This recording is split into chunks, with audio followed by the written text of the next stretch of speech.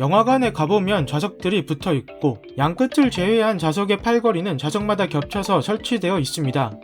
만약 제 양쪽에 앉은 사람이 제가 앉은 좌석과 겹쳐있는 팔걸이에 팔을 올린다면 저는 팔걸이에 팔 하나도 걸치지 못할 수도 있습니다.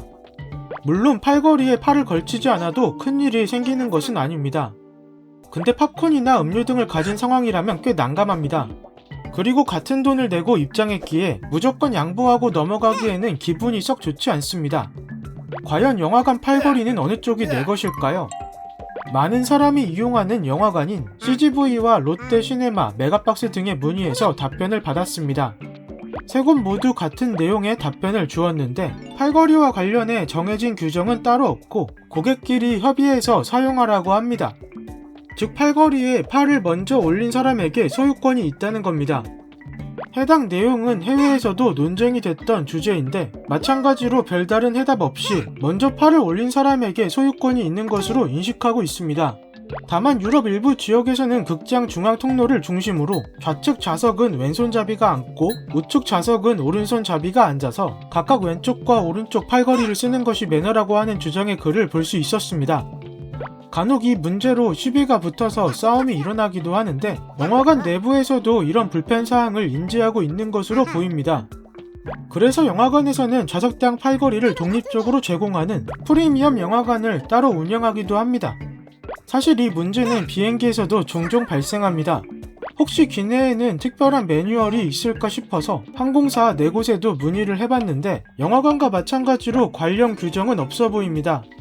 여기까지 주제의 의문은 해결했고 영화관에서 팝콘을 주로 먹는 이유에 관해서도 알아보고자 합니다. 팝콘은 아메리카 원주민들이 만들어 먹던 음식이었는데 영화를 볼 때 팝콘을 먹어야 한다는 인식을 가지게 된 계기는 미국 경제 대공황과 태평양 전쟁이 관련되어 있습니다. 대공황 때의 팝콘은 식량이자 간식이었습니다. 근데 영화관에서는 팝콘의 버터기름 때문에 영화관이 더럽혀지곤 해서 팝콘 반입을 좋아하지 않았고 막는 곳도 있었습니다.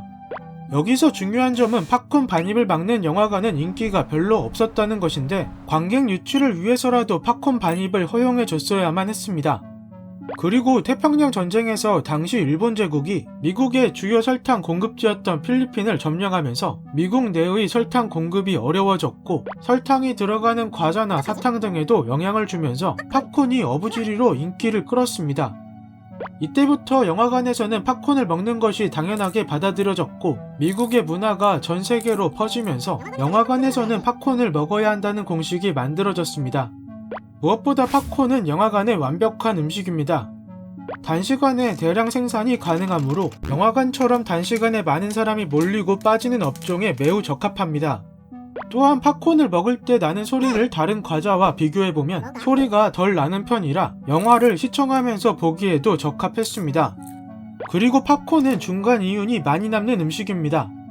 영화관 티켓의 이익률이 35에서 45% 수준이라면 팝콘은 원가 대비 80에서 90% 수준의 이익률을 보입니다.